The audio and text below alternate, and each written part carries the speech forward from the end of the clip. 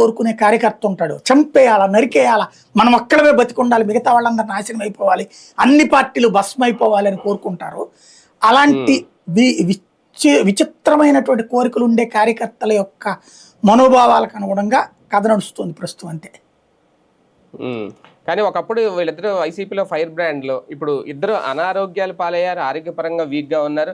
ఇద్దరికి ఒక భారీ థ్రెట్ ఉంది అని అనుకోవచ్చా వంశీకి కొడాలి నాని? ఈ 5 ఏళ్లలో ఎవరు మిగిలారు, ఎవరు బ్రతికారు అనేది తేల్చుకోవాలండి. సింపుల్ లాజిక్ అంతే. అంటే కృష్ణా జిల్లాకు సంబంధించి వీళ్ళిద్దరు బాగా హిట్ లిస్ట్ లో. అదనే కాదు, రాష్ట్ర వ్యాప్తంగా కూడా ఎవరి కాళ్ళు చేతులు బాగున్నాయి, ఎవరు బతికున్నారు, ఎవరు అనేది తేల్చుకుని ఆ తర్వాత వీళ్ళకి భగవంతుడు ఏమన్నా అధికారం ఇస్తే అక్కడ ఎంతమంది పోయారు అనేది లెక్కేసుకోవాలి. మనం ఇప్పుడు రాష్ట్రంలో రాజకీయం ఏం చూడట్లా, రాజ్యాంగబద్ధమైనటువంటి విధానం ఏం చూడట్లా.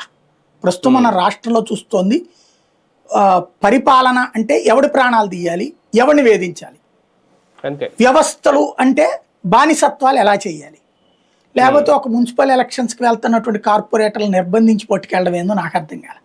బస్సులో నుంచి పగలగొట్టి లాక్కుపోవడం పోలీసులు ఎదురుగుండానే, పోలీసులే ఏంటో అర్థం కాదు.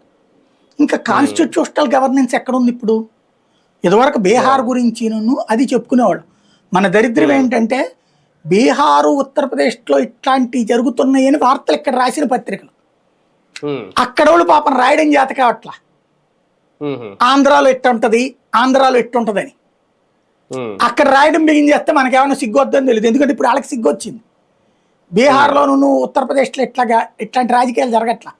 అప్పట్లో ఇట్లాంటి తుపాకీకి పట్టి ఎన్నికల్లో గెలిచారు, లేకపోతే పోలీసులు వాళ్ళు కుమ్మక్కై చేశారు అని చెప్పి బీహార్ పాలిటిక్స్, ఉత్తరప్రదేశ్ పాలిటిక్స్ గురించి మనం వార్తలు రాసుకునేవాళ్ళు.